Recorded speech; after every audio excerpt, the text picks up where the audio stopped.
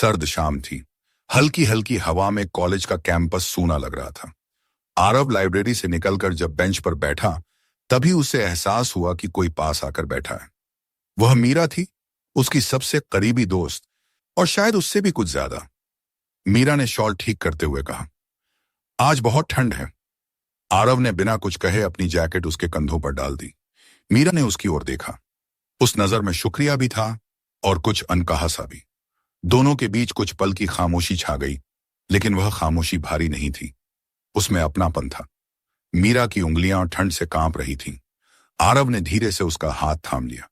वह स्पर्श हल्का था, मगर दिल तक उतर गया। मीरा ने हाथ खींचा नहीं, बस आंखें बंद कर लीं, जैसे उस एहसास को जी लेना चाहती हो। तुम कभी कभी बहुत कुछ बिना बोले कह देते हो, मीरा ने धीमी आवाज में कहा। आरव मुस्कुराया। कुछ बातें शब्दों से नहीं, एहसास से कही जाती हैं। उनके बीच दूरी अब नाम की रह गई थी। आरव की सांसें मीरा की सांसों से टकराने लगीं। कोई जल्दबाजी नहीं थी, कोई अधीरता नहीं, बस एक सुकून, एक गर्माहट जो दिल और जिस्म दोनों को छू रही थी। मीरा की आंखों में नमी आ गई। डर लगता है, अगर यह पल बदल गया तो? आरव ने उसका माथा अपने माथे से लगा दिया। जो सच होता है वो पल नहीं होता, वो याद बन जाता है।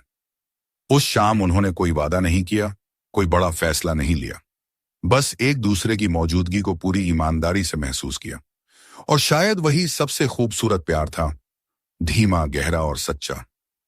उस शाम के बाद भी कॉलेज का वही कैंपस था, वही पेड़, वही रास्ते, वही बेंच। लेकिन आरव और मीरा के लिए सब कुछ बदल चुका था। अब जब भी मीरा आरव को दूर से देखती, उसका दिल हल्का सा मुस्कुरा उठता। और आरव, वह तो मीरा की हंसी ढूंढता फिरता था, भीड़ में भी, खामोशी में भी। एक दिन क्लास के बाद दोनों लाइब्रेरी के पीछे वाले रास्ते से गुजर रहे थे। धूप ढल रही थी और हवा में हल्की ठंडक थी। मीरा ने चलते चलते कहा, तुम्हें पता है, अब यह रास्ता भी अलग सा लगता है। आरव रुका। उसने मीरा की ओर देखा। खुले बाल, आंखों में हल्की झिझक और होठों पर अधूरी सी मुस्कान। क्यों? उसने पूछा। मीरा ने नजरें झुका ली। क्योंकि अब तुम साथ चलते हो। उस एक वाक्य ने आरव के सीने में कुछ पिघला दिया। उसने बिना कुछ कहे मीरा का हाथ थाम लिया। इस बार मीरा की उंगलियां खुद ब खुद उसकी उंगलियों में उलझ गईं। उनका हाथ पकड़ना कोई घोषणा नहीं थी, बस एक स्वीकार था। धीरे धीरे मुलाकातें बढ़ने लगीं। कभी कैंटीन में चाय के साथ, कभी लाइब्रेरी के कोने में बैठकर, और कभी बस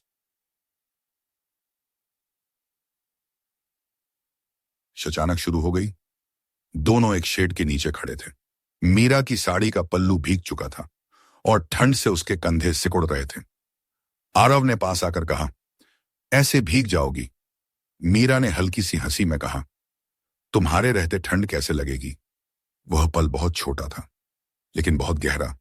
आरव ने बहुत धीरे से उसके कंधे को छुआ, जैसे पूछ रहा हो, और मीरा ने सिर झुकाकर इजाजत दे दी।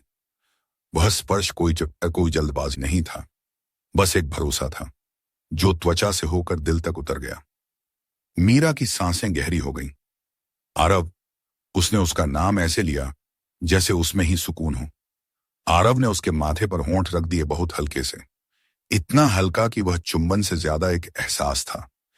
एक रात हॉस्टल की बालकनी में खड़ी मीरा फोन पर बोली, अगर कभी हम बिछड़ गए तो? आरव ने दूसरी तरफ से कहा, तो भी तुम मेरी खामोशी में रहोगी? मीरा की आंखें भर आईं। तुम्हारे साथ सब कुछ इतना सुरक्षित क्यों लगता है? आरव मुस्कुराया। क्योंकि प्यार शोर नहीं करता मीरा, वो बस ठहर जाता है। समय बीतता गया, लेकिन उनके बीच की गर्माहट वैसी ही रही। न कोई दिखावा, न कोई वादा, बस हर मुलाकात में एक हल्की सी नजदीकी, हर स्पर्श में एक गहरा भरोसा। और शायद वही उनका प्यार था, जो जिस्म से शुरू होकर सीधे रूह तक पहुंचता था, धीमा, गहरा और हमेशा के लिए।